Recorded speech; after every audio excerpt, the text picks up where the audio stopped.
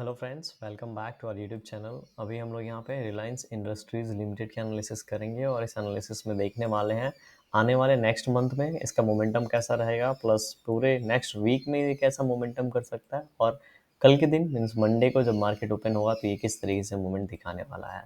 तो अभी जिस हिसाब से यहाँ पे प्राइस एक्शन पैटर्न बना है, वीकली टाइम फ्रेम पे मैंने चार्ट लगा रखा है। एक बार सबसे पहले हम मंथली टाइम फ्रेम पे जाते हैं। मंथली टाइम फ्रेम पे हम लोगों को एक कुछ चीज़ें बहुत ही क्लियरली नज़र आ रही होंगी कि यहाँ पे एक बॉक्स बन रखा है, ठीक है? इस बॉक्स के आसपास ये ट्रेड कर रहा है और ऑल टाइम हाई लग रखा है 2600 का। जब यहाँ पे 2600 का ऑल टाइम हाई लग रखा है और ये 2000 से लेके 2600 तक यहाँ पे वन वे जर्नी किया है मंथली टाइम फ्रेम पे। और यहाँ पे 4 ग्रीन कैंडल बनाने के बाद अभी देख रहे होंगे एक इनसाइड कैंडल बनने की पूरी तैयारी है। यहाँ बोल सकते हैं एक हॉल्ट कैंडल बनने की पूरी यहाँ पे तैयारी है।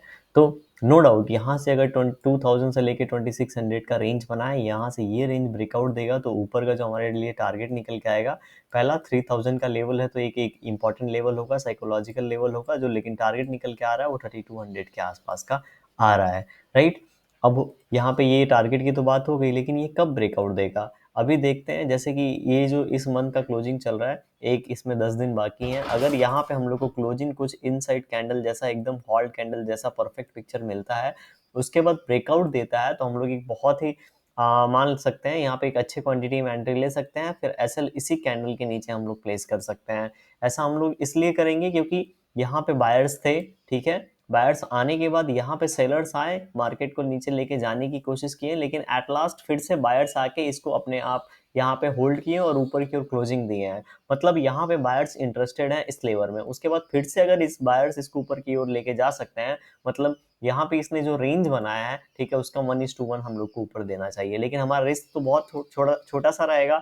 तो हम क्या करेंगे, जैसे ही 1:1 1:2 हम लोग को, जैसे ही 1:2 हम लोगों को मिलेगा, हम लोग अपना 50% क्वांटिटी में माल बुक कर लेंगे, या कॉस्ट टू कॉस्ट एसएल अपना, या फिर 1:1 के नीचे अपना एसएल ट्रेल कर लेंगे। इन शॉर्ट कहने का मतलब मेरा ये है कि अगर 1:2 हम लोग को मिल गया है, उसके बाद हम लोग अपना पोजीशन लॉस में कवर नहीं करेंगे, राइट? तो यहाँ पे ऐसी सिचुएशन अगर बनती है, जो कि एक प्राइस एक्शन पैटर्न देख के हम लोगों को लग रहा है बन सकती है, तो हम लोग यहाँ पे नेक्स्ट मंथ में यहाँ पे एक रिस्क ले सकते हैं, और बिना रिस्क के प्रॉफिट तो बनने वाला नहीं है, ठीक है? तो एक ही रिस्क हम लोग यहाँ पे ले सकते हैं।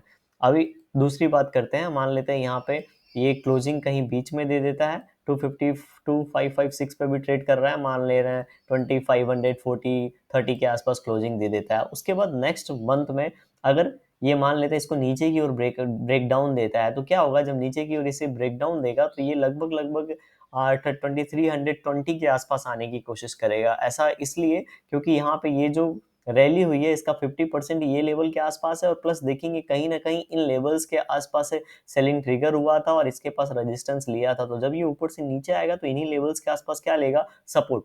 जब ये सपोर्ट लेगा तो फिर से ऊपर जाने की कोशिश करेगा, क्योंकि इस रेंज में ये बहुत पुराना रेंज हो चुका है। देखेंगे 2022 के पहले से है, और ये इस लेवल को ब्रेक करने के बाद बहुत ज्यादा कहीं ऊपर भागा भी नहीं है, ठीक है? तो एक बहुत ही अच्छा खासा ऊपर की ओर हम लोग को स्कोप दिख रहा है। लेकिन अगर यहाँ पे मान लेते हैं कि यहाँ पे फिर से ये नीचे आने के बाद यहाँ पे और टाइम स्पेंड करता है, 1 महीना और यहाँ पे स्पेंड कर लेता है, 2 महीना, उसके बाद ब्रेकआउट देगा, तो भी हम लोग मैक्सिमम क्वांटिटी में फिर अपना माल लेके यहाँ पे जाएंगे, राइट? 2 महीने बाद जाएगा तो अगर नेक्स्ट मंथ जाता है तो भी हम लोग अपने जो हम लोग का जिस क्वांटिटी में माल उठाते हैं उस क्वांटिटी में लेके जाएंगे।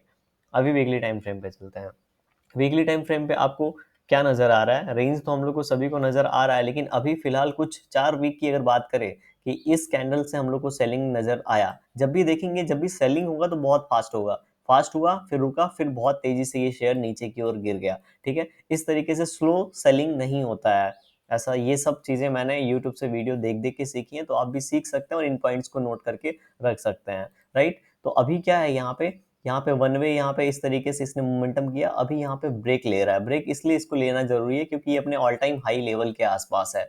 जब भी कोई भी शेयर अपने ऑल टाइम हाई लेवल के आसपास है और बहुत ही नीचे से जर्नी करके आ रहा है, तो उसको यहाँ पे ब्रेक लेना चाहिए, क्योंकि बहुत से लोग क्या है, इन लेवल्स के आसपास अपना पोजीशन बनाए होंगे, अपना प्रॉफिट बुकिंग कर रहे हैं, प्लस प्रॉफिट बुकिंग के बाद यहाँ पे बायर्स इसको और बिल्कुल ज्यादा नीचे नहीं लेके जाने दे रहे हैं, प्लस ऐसा बोल सकते हैं बहुत ज्यादा सेलर्स अपना माल बेच नहीं रहे हैं, तो मतलब ये हॉल्ट लिया है। जब यहाँ से और निकलेगा तो फ्रेश बायर्स आएंगे, प्लस जिनके पास है वो पोजीशन यहाँ पे ऐड करने वाले हैं, क्योंकि सभी को दिख रहा है कि बहुत दिन से ये जो रिलायंस है इसने हम लोग को अच्छा प्रॉफिट प्रॉफिट नहीं दिया है, या बोल सकते हैं एक ही रेंज में है। जिन लोगों ने इन लेवल्स पे खरीदा होगा वो लोग अभी भी प्रॉफिट में नहीं होंगे, राइट। जब वो ये 1:1 देगा तब उनको अच्छा प्रॉफिट मिलेगा, तब जाके हम लोग को कोई फिर से रुकावट या फिर सेलिंग अच्छी देखने को मिल सकती है। तो अभी हम लोग को कुछ नहीं करना है, जैसा कि मंथली टाइम फ्रेम पे हमें देखा है, अगर आपको यहाँ पे कुछ कम क्वांटिटी में पोजीशन बनाना है तो उसको 1 डे टाइम फ्रेम पे हम लोग डिस्कस करेंगे, लेकिन यहाँ पे बहुत ज्यादा मोमेंटम नहीं दिख रहा होगा। यहाँ पे एक ट्रेंड लाइन हमारे पास थी, इस ट्रेंड लाइन को इसने यहाँ पे ब्रेक किया, ब्रेक करने के बाद फिर से यहाँ पे इस तरीके से प्राइस एक्शन पैटर्न बन सकता है।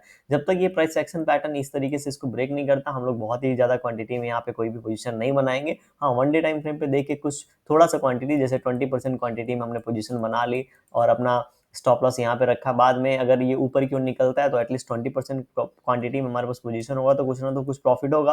लॉस होगा तो हम लोग का 1:1/4 यहाँ पे सिर्फ लॉस होने वाला है, राइट। तो यहाँ पे नेक्स्ट वीक की बात करें तो नेक्स्ट वीक में अगर हम लोग इस कैंडल्स को देखेंगे तो अभी एक बड़ा कैंडल यहाँ पे एक रेंज बन चुका है। इस रेंज को देखेंगे तो मुझे नेक्स्ट वीक में अगर इसका हाई ब्रेकआउट होता है, जिसके कम चांसेस नजर आ रहे हैं, अगर इसका हाई ब्रेकआउट होता है तो फिर तो यहाँ पे जो क्लोजिंग है, ठीक है, वो थोड़ी सी इसके ऊपर मिलेगी तो ये बहुत ही अच्छा कैंडल बन जाएगा। उसके बाद हम लोग यहाँ पे एंट्री ले सकते हैं। लेकिन जो मुझे नजर आ रहा है, हो सकता है यहाँ से इसको फिर से रेजिस्टेंस मिलेगा और नीचे की ओर सपोर्ट है, तो इसी के अंदर कहीं ना कहीं हम लोग को क्लोजिंग मिल सकती है। अगर मान लेते हैं कि ऊपर की ओर क्लोजिंग ना देके इन कैंडल्स के लो को, जैसे 2500 के लेवल्स को ये ब्रेक करता है, तो बहुत ज्यादा नीचे नहीं जाएगा, हो सकता है इसकी क्लोजिंग कहाँ पे मिल जाए, तो वो लेवल मैं आपको बताता हूँ, एक सेकेंड।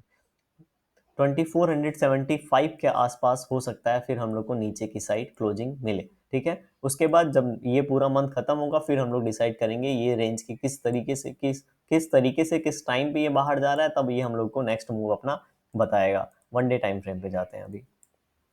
एनालिसिस हम लोग यहाँ पे काफी सिंपल रखेंगे, कॉम्प्लेक्स नहीं करेंगे, और यहाँ पे 1 डे टाइम फ्रेम पे जब जा रहे हैं तो हम लोग को साफ नजर आ रहा है, यहाँ पे ट्रेंड लाइन थी, इसको इसने ब्रेक किया, ब्रेक करने के बाद यहाँ पे लास्ट टाइम का जो सपोर्ट था 2520, उसके पास इसने यहाँ पे सपोर्ट लिया है। अभी क्या है, यहाँ पे एक छोटा सा रेंज बन गया है। अगर इसको इस तरीके से ब्रेकआउट देता है, क्योंकि कहीं ना कहीं अगर हम लोग नीचे से भी देखेंगे, इसको मैं डिलीट कर देता हूँ, तो ये ट्रेंड लाइन आ रही है, राइट। ये ट्रेंड लाइन आ रही है, ट्रेंड लाइन पे इसने सपोर्ट लिया है और ऊपर से ट्रेंड लाइन ब्रेक किया है। तो कहीं ना कहीं अगर ये लेवल ये ब्रेकआउट देता है तो हम, जैसा मैं बोल रहा था आपको, 20% क्वांटिटी 25% क्वांटिटी में हम लोग इसको ले सकते हैं। एसएल बहुत बड़ा नहीं रखेंगे, ठीक है, एसएल सिर्फ इस कैंडल के नीचे रखेंगे, क्योंकि कहीं ना कहीं अगर इस कैंडल को ब्रेक करता है तो ये ट्रेंड लाइन ब्रेक होगी, ट्रेंड लाइन ब्रेक होगी तो हो सकता है ये लेवल को फिर से ये ब्रेक करके इसी रेंज में नीचे की ओर आ जाए, राइट। तो हम लोग इसी के नीचे रखेंगे, अगर इस रेंज में नीचे की ओर आता है तो हम लोग आउट हो जाएंगे इस शेयर से, और फिर से जिस लेवल पे भी हम लोग को एंट्री, जैसे कि मान लेते हैं ये रेंज जो बना है, ठीक है, इस रेंज के अपर लेवल पे हम लोग को एंट्री लेने का मौका मिलता है तो लेंगे, या फिर यहाँ पे कोई बुलिश पैटर्न हम लोग को दिख जाता है तो हम लोग लेंगे। लेकिन एक छोटा सा एसएल यहाँ पे मैं अगर यहाँ पे प्लेस करूंगा तो जरूर यहाँ पे एक एसएल लगा के ही जाऊंगा, राइट, क्योंकि मुझे नहीं लगता इस लेवल के पास आने के बाद ये फिर से ऊपर की ओर जाने की कोशिश करेगा।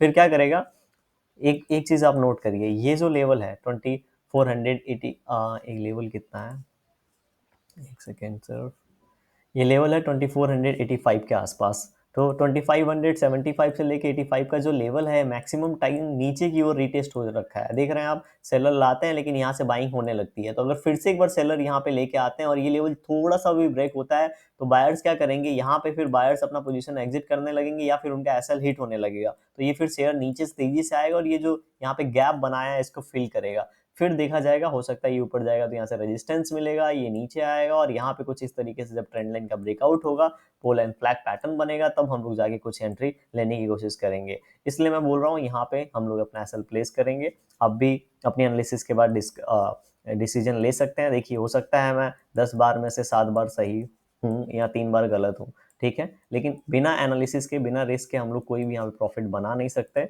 इसीलिए हम लोग को रिस्क तो लेना पड़ेगा। तो यहाँ पे हम लोग इसके हाई पे थोड़ी क्वांटिटी में एंट्री लेंगे और अपना एसएल यहाँ पे प्लेस करेंगे। अगर सब कुछ सही रहा तो यहाँ पे इस तरीके से पैटर्न बना के ऊपर की ओर निकल जाएगा और हम लोग को प्रॉफिट मिलेगा, और जो भी प्रॉफिट मिलेगा हम उसे घर लेके जाएंगे, ठीक है। जैसा कि मंथली टाइम और वीकली टाइम फ्रेम पे हमने डिस्कस किया है, वैसा आप लोग अपना डिस्कशन करिए, सॉरी अपनी एनालिसिस करिए, उसके बाद डिसाइड करिए आपको किस तरीके से इसमें प्लान करना है। हाँ, कल की बात कर लेते हैं, सॉरी। तो कल कैसा मार्केट यहाँ पे हो सकता है, बहुत सिंपल है। कल के दिन अगर यहाँ पे मान लेते हैं 2556 के आसपास क्लोजिंग मिला है, तो एक बार हम लोग छोटे टाइम फ्रेम पे चले जाते हैं, 15 मिनट पे। 15 मिनट पे हम लोग को क्या नज़र आ रहा है कि बहुत ही अच्छी सेल बाइंग यहाँ पे आई है 15 मिनट पे लास्ट में, ठीक है, सेम उसी ट्रेंड लाइन से। तो जब यहाँ पे बहुत ही अच्छी बाइंग आई है, तो बहुत ही अच्छी बाइंग होने के बाद यहाँ पे क्या था हमारे पास, रेजिस्टेंस, सेम लॉजिक, और रेजिस्टेंस से हम लोग को क्या मिला, यहाँ पे ये सेलिंग प्रॉफिट बुकिंग हुई। अगर यहाँ पे आके ये फिर से इस तरीके से ब्रेक करता है कल के दिन, तो हम लोग को एक अच्छा प्रॉफिट देखने को ऊपर की ओर मिल सकता है, क्योंकि हम सभी को पता है ये इस तरीके से यहाँ पे पैटर्न बनाया और हेड एंड शोल्डर पैटर्न बन जाएगा, तो एटलीस्ट 2500 यहाँ से 50 पॉइंट ऊपर, 2580 से 50 पॉइंट ऊपर, मतलब 2630 तक का हम लोग को यहाँ पे टारगेट ऊपर की ओर देखने को मिल सकता है। अगर ऐसा कोई भी सिनारियो बनता है तो आप मिनिमम यहाँ पे ऐसा लगाने की कोशिश करिएगा, और हो सकता है पहला, अगर ज़्यादा रिस्क लेना चाहें तो इतना ये रिस्क ऐसा लगा सकते हैं, या फिर यहाँ पे जो भी लास्ट स्विंग बनेगा उसका ऐसा लगा के यहाँ पे एंट्री लेना चाहिए। और अगर इसको नीचे की ओर ब्रेक करता है तो फिर हम लोगों ने जैसा डिस्कस किया है वो नीचे वाले लेवल हम लोग को देखने को मिलेंगे, ठीक है। पहला पॉसिबिलिटी ये है। सेकंड पॉसिबिलिटी ये हो सकता है कि अगर इसके बीच में ही ओपन होता है और मार्केट कहीं ज़्यादा मूव नहीं करता है, तो इसके बीच में ही हमें कहीं क्लोजिंग मिल जाएगा, क्योंकि एक अच्छा खासा यहाँ पे रेंज हम लोग को बनता हुआ दिख रहा है, तो हो सकता है 1-2 दिन और इसके अंदर क्लोजिंग मिले, उसके बाद जिस ओर भी ये ब्रेकआउट ब्रेकडाउन देगा उस ओर एक अच्छी मोमेंटम होगी। वीडियो कैसी लगी कमेंट सेक्शन में ज़रूर बताइएगा, और वीडियो पसंद आ रही होगी तो लाइक कर दीजिएगा। चैनल पे नए होंगे तो आप सब्सक्राइब कर सकते हैं। Thank you for watching this video.